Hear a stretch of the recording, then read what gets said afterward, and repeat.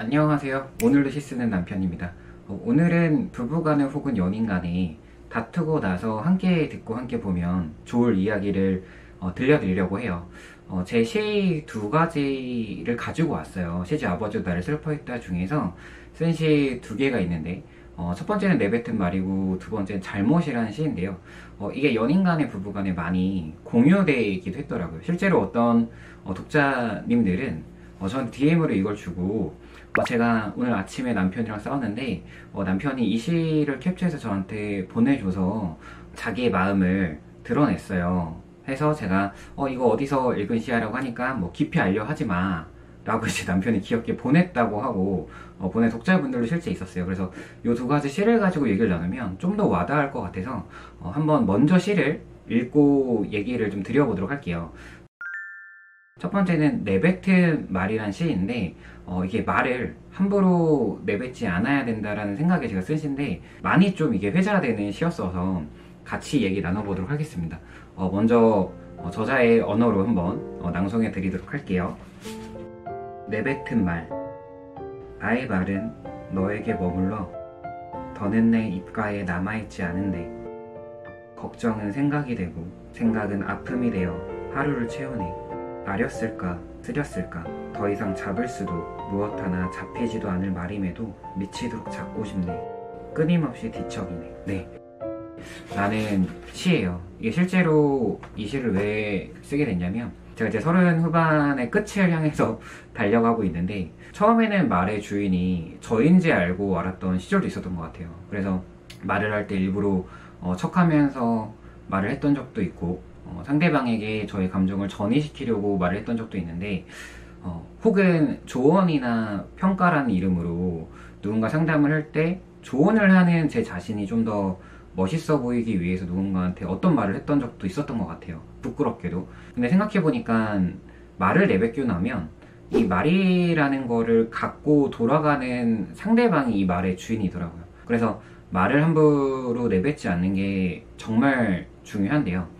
어떤 말을 내뱉으면 안 되냐면 제가 세 가지의 경우를 예시를 들으면서 한번 설명드려 볼게요.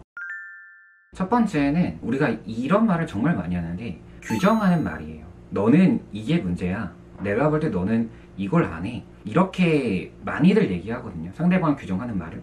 이유는 오랜 시간 봐왔고 오랜 시간 함께 해왔다는 이유로 이런 말을 내뱉어요. 근데 우리가 정말 조심히 해야 될 거는 가까이 있는 상대방일수록 사실은 어느 철학자가 이런 얘기를 했는데 사랑하는 연인 혹은 가까이 있는 가족일수록 서로와 서로 사이에는 모닥불이 있는 거예요. 그래서 가까이 다가가면 아뜨거 할 정도의 독립적인 거리는 있어야 된다는 거죠. 스킨십을 실제로 뭐 포옹을 해서 가까이 붙고 이런 문제가 아니라 마음의 거리, 내가 상대방에 대해서 함부로 규정하는 거리는 안 된다는 거예요. 그러니까 예를 들어서 이런 거예요. 신혼부부 사이에 실제로 많이 쌓이는 게 이제 시간과 공간을 같이 점유하다 보니까 공간이 침투되고 그 공간에 개입되고 이런 경우는 무조건 생겨요. 신혼부부 1년차 때는. 근데 그때는 겪어나가야 돼요. 왜냐하면 백지 상태에서 서로의 시간과 공간들을 정의하는 문제로 싸우고 있기 때문에 이때는 잘 싸워줘야 되는 게 맞아요. 싸우는 게 지극히 정상이에요. 근데 그렇게 해서 서로의 생활 패턴과 서로가 시간과 공간을 쓰는 게 정의가 됐잖아요. 그 다음부터는 그 정의된 영역, 사유되는 공간은 어느 정도 존중해줘야 돼요. 예를 들어서 제가 막 청소를 해요. 청소를 하는데 청소기를 뭐 제 방, 거실 뭐 이렇게 돌리고 있어요. 근데 저는 청소기를 돌리는 와중에도 제가 글을 쓰는 작품 혹은 책의 제목이 막 떠오를 때가 있어요. 그러니까 단순 노동을 할 때 보통 이런 게 떠오르거든요. 그럼 80% 정도 끝내놓고 방으로 돌아가서 이걸 좀 적어놔요. 그러다가 80%까지 한 걸 까먹고 잠깐 글을 쓸 때도 있어요. 그러면은 제 아내 입장에서는 이게 일을 하다만 느낌이거든요. 그러니까 신혼부부 초 때는 아내가 저한테 했던 얘기가 왜 일을 하다만 해? 이런 거였어요. 근데 어쨌든 제 입장에서는 그 시간과 노력이 들어갔고 노동을 한 입장이고 잠깐 창작을 하는 시간이 온 거예요. 그리고 어차피 할 거예요. 근데 왜 일을 하다 마라 그러면 실제로 제가 일을 안 했다라는 느낌이 들어서 유치하게 반박을 했던 적도 있었던 것 같아요. 근데 이제 아내가 저를 오랜 세월 봐왔고 이 사람이 예술로서 창작을 하는 사람이니까 어떤 거를 집중하다가도 속으로 다른 생각을 사유할 수 있는 사람이구나를 알고 난부터는 요즘은 그조차도 귀엽게 보고, 일을 하다 말고 제 방에서 제가 어떤 것들 하고 있으면 또 창작하러 가는 거야? 이렇게 얘기를 해요. 그러면은 저도 그렇게 얘기해주면 고마워서 창작했던 활동을 좀 빨리 끝내고 마무리를 해놓죠. 청소했던 것들을. 그래서 지금 혹시 연인 혹은 부부 간에 어떤 것들을 규정하는 말을 쓴다면 존중하는 말로 바꿔해 보시면 그 듣기에 기분이 좋거든요. 듣기에 기분이 좋은 말은 사람을 움직이고요. 또 그 말 때문에 사실 좀 미안하잖아요. 80%까지 해놓고 제가 제 방에 와서 그 제목을 주고 이랬던 것들은 어쨌든 다 마무리 짓지 않고 널브러진 상태에서 온 거니까 미안하잖아요. 그래서 미안하고 고마운 마음에 더 열심히 마무리하게 돼요. 인간이라는 거는.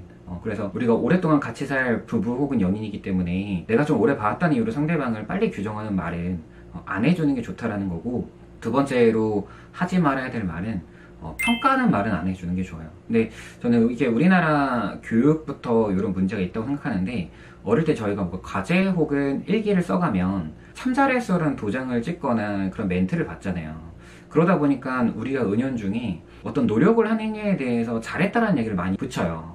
근데 부부간에도 그런 경우가 정말 많아요. 예를 들어서 저희 아내가 뭐 제가 건강식을 먹기를 원하는 바람으로 나물 반찬을 했어요. 근데 제 입장에서는 난 나물 하나만 먹을 건데 이럴 수 있단 말이에요. 그렇게 어른스러운 식단을 먹는 사람이 아니기 때문에 비빔밥으로 막 이렇게 맛있게 비벼주지 않는 이상. 근데 아내 입장에서는 그게 시간이 막 3시간, 4시간 걸릴 수도 있는 일이란 말이에요. 제가 일을 하고 있는 와중에도. 그러면 이거 하느라 참 고생했다 라는 말을 하는 거죠. 그럼 아내 입장에서도 맞아, 나 이거 하느라 물집도 잡혔어 막 이래요. 그래서 제가 이렇게 표현하는 거죠. 이거를 먹을 때는 정말 금방 몇 분 만에 먹을 수도 있는 일인데 이걸 만드는 입장에서는 3, 4시간 걸리는 거구나 라고 하고, 노동하는 시간에 대해서도 존중을 해줄 수가 있게 돼요. 근데 어떤 뭐 나물 반찬에 대해서 이건 잘했다 이래버리면 그 나머지 나물 반찬을 만드는 거에 대해서도 잘했다라는 말을 하거나 혹은 잘 안 했다라는 평가가 무의식적으로 들어가게 되잖아요. 그래서 잘했다, 뭐 잘 안 됐다 이런 평가보다는 정말 수고스럽다, 고생스러웠다, 시간을 정말 많이 썼다 이러면 그 애씀에 대해서도 서로 이야기를 나눌 수 있게 돼요. 그러면은 부부 상호 간에 그 순간에는 각자 다른 일을 했어도 각자 쓴 시간에 대한 보람을 느끼게 해줄 수 있다는 거죠. 그래서 다시 말씀드리지만 평가하는 말은 웬만하면 하지 말자는 거예요. 네. 그리고 세 번째는 화난 감정을 전가하는 말은 특히 안 해주는 게 가장 좋다라는 거예요. 사실은 저희가 뭐 물리적인 칼을 들진 않지만 말로도 충분히 상대방을 뵐 수 있거든요. 그리고 그 말로 뺀 상처는 오래가요. 칼에 비었으면 마데카솔 바르고 소독약 바르고 데일밴드 바르면 되죠. 근데 말로 뺀 것들은 상대방이 뒤늦게 깨닫고 미안하다고 사과를 해도 그 다음날에 또 이게 말로 뺀 상처가 아물지 않고 계속 드러날 수도 있어요. 그래서 정말 조심해야 될 건데, 뭐 이럴 수 있죠. 예를 들어서 우리가 부부끼리 같이 살다 보면 이유 없이 우울할 때도 있고, 아니면 저 같은 경우는 특히나 올해 어떤 커리어적인 측면에서 제가 바랬던 이상들이 있었는데 여러 변수들이 막 꼬이면서 그런 것들을 제때 시도하지 못했었어요. 그래서 미래에 대한 자산을 생각했을 때 좀 아쉽고 예민한 마음이 들 때가 있거든요. 그럼 표정상 이게 드러나요. 그러면 아내가 봤을 때는 아내 때문에 제가 무표정인 게 아닌데 괜히 막 같이 사는 공간이다 보니까 아내 때문에 화나게 느껴질 수 있단 말이에요. 그러면 이거에 대해서 이제 아내가 뒤늦게 알아차렸을 때 제가 얘기를 하는 거죠. 미안해, 이거 지금 사실은 올해 내가 하고 싶었던 어떤 계획들이 있었는데 여러 가지 변수로 이걸 못하게 돼서 급한 마음에 좀 예민해졌는데 당신한텐, 아내한텐 이게 부부이기 때문에 들킨 것 같아. 나도 내가 좀 그래도 억지로 웃음으로 덮으려고 그랬는데 좀 그게 오늘따라 안 됐어. 미안해 라고 얘기하는 거예요. 절대 내가 화냈다 그래서 같이 살고 있는 생명체가 막 거슬릴 수 있거든요. 그때는 서로 남편 혹은 아내가 아니라 어떤 생명체가 돌아다니게끔 보일 수 있어요. 근데 그렇다고 해서 왜 이렇게 가만히 못 있어, 왜 이렇게 돌아다니 이러는 거는 정말 유치하게 내 감정을 전이시키는 거예요. 근데 아까도 말씀드린 것처럼 조심해야 돼요. 지극히 조심해야 돼요. 그래야 존중이 쌓이고 신뢰가 쌓이는 거거든요. 혹은 이럴 수 있죠. 아내가 이번엔 예민한 것 같아요. 그래서 뭐 영화를 같이 보자고 했는데 제가 유난히 그날따라 막 부스럭거리는 거예요. 그럼 아내가 이럴 수 있거든요. 왜 이렇게 가만히 못 있어? 이럴 수 있어요. 근데 그런 말을 들으면 아내가 예민한 건 알겠으나 저는 그러면 영화를 볼 때 뭐 물 한 잔 들어가는 것도 조심스럽고, 그쵸? 맥주 한 잔 캔 따는 것도 조심스럽고 이런단 말이에요. 그래서 그럴 때는 같이 있는 부부일지라도 굳이 옆에 두려고 하기보다는 상대방을, 내가 좀 예민한 것 같으면 그 예민한 시간을, 예민함에 대한 정의가 어디서 왔는지 혼자 좀 관찰을 해보고 그 다음에 차라리 맥주 한잔 하러 나가는 게 좋아요. 그래서 저도 아내가 지극히 예민하다 그러면 지금 뭐 이유는 모르겠는데 평소 같았으면 나한테 이런 걸 얘기했을 텐데 오늘 아내가 그런 거를 얘기하지 않고 나의 어떤 부스럭거림도 신경 쓸 정도면 많이 예민한 것 같으니 일단 혼자서 좀 그런 시간을 가져보고, 나도 그럼 차라리 뭐 방 가서 작업하거나 책 읽고 있을게, 차라리 우리 이따가 삼겹살 소주 한잔 하러 나가는 거 어때? 라고 좀 제안을 하는 편이에요. 근데 아내가 싫어, 난 이런 감정 갖고 있는 거 싫은데 그래서 그냥 여보씨가 옆에 있었으면 좋겠어. 그럼 옆에 있죠. 근데 그 말 듣고 아내가 이 감정은 내가 한번 좀 관찰해야 되는 감정이라 느껴서 서로의 독립적인 시간을 갖는다라는 걸 오케이를 하면 삼겹살에 소주 한잔으로 가면서 웃으면서 또 회포를 푸는 거죠. 그냥 감정이라는 거는 이유가 있게 올 때도 있지만 이유가 없게 올 때도 있어요.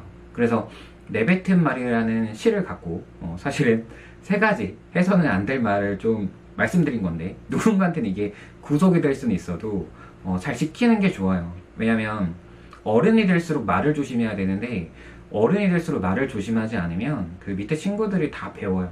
제가 학교 갔을 때, 학교에 강의하러 가면 가장 좀 보기 좀 그런 게, 선생님들이 정말 좋은 선생님 너무 많은데 일부 선생님들은 권위를 갖고 아이들한테 먹턴 치는 경우가 있어요. 무표정으로. 근데 사실 저는 그거는 썩 좋아 보이진 않아요. 이유는 아이들이 배우기 때문이에요. 아이들이 답습해요. 누군가한테 선배가 됐을 때는. 근데 나이가 들면 자연스럽게 권위가 생기는데, 어른은, 제가 생각하는 어른의 정의는 불편함을 인내할 수 있어야 돼요. 아이들이 막 떠들어요. 그러면 조용히 해줬으면 좋겠다. 수업해야 되니까 조용히 뭐 6번 7번 얘기할 수 있어야 돼요. 내가 불편하더라도. 그러면 아이들이 안단 말이에요. 저 선생님이 우리가 떠듦에도 불구하고 저렇게 이쁘게 얘기하는구나, 나도 저래야겠다고 배울 수 있게 되거든요. 절대 권위를 갖고 날카롭게 하는 말은 저는 무조건 좋지 않다라고 봅니다. 다음은 잘못이라는 시 읽어드리고 더 이어갈게요. 이거는 시집의 60페이지에 있는 시인데요. 제목, 잘못. 당신의 이유 없는 짜증은 불현듯 제게 왔고 잘 다독이려는 저의 노력 또한 듣지 않았습니다. 긴 밤을 고민해봐도 당신 잘못한 것이 맞으나 그대에게 먼저 손을 내밀었습니다. 사랑을 하는데 누가 더 잘못했냐는 물음보다는 그대의 보고픈 마음이 더 컸습니다. 이런 얘기예요. 방금 전에 내뱉은 말이라는 시를 갖고도 말씀드린 것처럼 이유 없는 짜증 이런 게 좀 나올 수 있거든요. 인간한테는 누구나 갑작스럽게 그 이유 없는 짜증의 발단이 물론 있을 수는 있겠죠. 찾으려고 들면. 근데 이유 없이 우울은 올 수 있어요. 이유 없이 삶의 무게가 나를 짓누를 수도 있어요. 그러면 꼭 이거를 막 이유 있는 짜증으로 따져서 잘못을 가리기보다는, 왜냐면 이유 없는 무게감, 이유 없는 짜증은 당사자가 괴롭거든요. 부부간의 신뢰가 쌓인 상태잖아요. 그러면 그때도 얘기해주는 거예요. 당신이 이렇게 이유 없이 짜증이 올 동안 내가 그거를 몰라줘서 미안해. 아니면 상대방이 더 짜증나고 약해진 상태이기 때문에 그냥 미안하다고 먼저 해주는 거예요. 부부 싸움을 할 때, 연인 간에 싸울 때 존심 내세우는 거는 전 전혀 쓸데가 없다고 봐요. 자존심은, 앞선에 제가 뭐 시스남에서 얘기를 했는지 모르겠는데, 자존심은 내가 나한테 부리는 거예요. 내가 나 달성하려고 했던 목표가 있었는데 오늘 게으름을 피웠거나, 아니면 내가 지극히 인내를 해야 될 순간에 인내를 하지 않았을 때에 자존심을 피워놔야죠. 왜냐면 내가 못 지켰기 때문에. 그러니까 내가 나한테 신뢰를 갖는 입장에서 자존심을 피워야지, 부부간에 싸우는데 막 네가 잘했냐 내가 잘했냐 이럴 필요가 없다는 거예요. 그냥 안아주는 게 중요한 거죠. 상대방이 화를 내고 약해져 있기 때문에 안아주고 그래도 괜찮아 라고 하고, 그런 당신도 존중하고 좋아한다는 신뢰를 보여주는 게 되게 중요하다는 거예요. 근데 이제 보통 그걸 가지고 막 옳고 그름을 따져서 막 하루 이틀 동안 말을 안 하고 이거를 뭐 카카오톡이나 메시지로 친구 단톡방에 얘기를 한다던가, 나가서 이제 친구들이랑 술을 마시면서 내 남편 혹은 내 아내를 뒷담화를 하면 그거는 친구들 간에도 같이 욕하게 되거든요. 또 그런 일이 있을 때 사실 내 남편 혹은 내 아내를 욕하는 거지만 본인이 본인한테 욕을 내뱉는 걸 수도 있어요. 왜냐면 같이 사는 부부잖아요. 그래서 부부간의 신뢰를 보여줬을 때는 상대방의 이유 없는 짜증 혹은 잘못도 당연히 덮어줄 수 있어야 돼요. 왜냐면 부족한 인간이기 때문에. 그리고 신혼 1년차 때 제가 아내랑 뭐 그런 시간과 공간에 대한 정의 때문에 이게 싸울 수밖에 없다 그랬잖아요. 많은 부분들이 이것 때문에 싸우거든요. 그때도 어떻게 이거를 한 번도 이런 문제 가지고 싸워본 적이 없기 때문에 어떻게 화해해야 될지 둘 다 막 긴밤을 지새운 적도 있어요. 근데 아내랑 저는 그거를 화해를 할 때는 좀 일상으로 풀었던 것 같아요. 뭐 아침에 일어나면은 뭐 배고프잖아요, 그죠? 둘 다 배고프잖아요. 그러면 밥 먹을래? 이러면서 밥 먹으면서 자연스럽게 얘기했던 것 같아요. 그래서 자연스럽게 이거를 뭐 화해하는 게 어색하다 이러면 밥 먹을래? 영화 보러 갈래? 뭐 저녁에 맥주 한잔 할래? 하면서 혼자서 먼저 이렇게 손을 내밀어 보는 거죠. 그러면 부부가 일상을 같이 보내는 방식은 부부가 함께 존중하면서 살아있다는 방식을 보여주는 거거든요. 그러니까 그런 일상으로 그 전날의 잘못을, 상대방의 잘못을 안아주면 상대방도 나의 어떤 가끔 나오는 그런 솟구치는 짜증 혹은 감정 이런 것도 기꺼이 웃으면서 안아줄 수 있게 돼요. 매일 상대방이 웃진 않거든요. 근데 부부가 매일같이 웃을 수 있다는 거는 하루에 솟아나는 상대방의 다른 감정들을 한 명이 잘 웃어서 그 웃음으로 서로 거울 보듯이 같이 웃게 되는 경우가 생긴다는 거예요. 그 짜증이 전이 되는 게 아니기 때문에 서로가 서로의 그런 것들을 덮어줄 수 있기 때문에. 그래서 잘못이라는 시 읽어드렸고 옳고 그름을 따지기보다는 서로를 안아줄 수 있는 부부 혹은 연인이 됐으면 좋겠습니다. 오늘은 시 2개를 가지고 얘기하느라 평소보단 길었는데 부부간에 싸운다면 내뱉은 말 혹은 잘못이라는 시 한번 캡처해서 보여드리고 서로 이제 뭐 소주 혹은 맥주, 커피 한잔 하면서 얘기 나눌 수 있는 사이좋은 부부가 되길 바라는 마음에서 요 얘기 다뤘습니다. 요 얘기가 좋았다면 구독과 좋아요, 알림 설정까지 부탁드리겠습니다. 그러면 다음에 또 뵙도록 하겠습니다. 감사합니다.